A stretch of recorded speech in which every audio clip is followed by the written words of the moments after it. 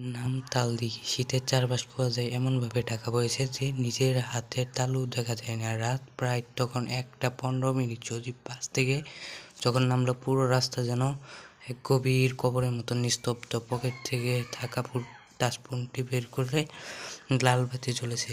Torch চালানোর সাহস পাচ্ছে না সে। শ্মশানের ঘাট পার হলেই সজীব বাড়ি ঘাটের কাছাকাছি আসতেই তার নাকে একটা পচা পুরনো চন্দন কাঠের গন্ধ এলো। ঠিক সেই মুহূর্তে সে দেখল রাস্তার ধারে সেই জরাজীর্ণ বটগাছের নিচে একজন বৃদ্ধ লোক কুঁকড়ে বসে আছে। লোকটা পরনে ধবধবে সাদা ধুতি, কিন্তু কুয়াশায় ঝাপসায় আলো, শরীরটা কেমন যাচ্ছে না।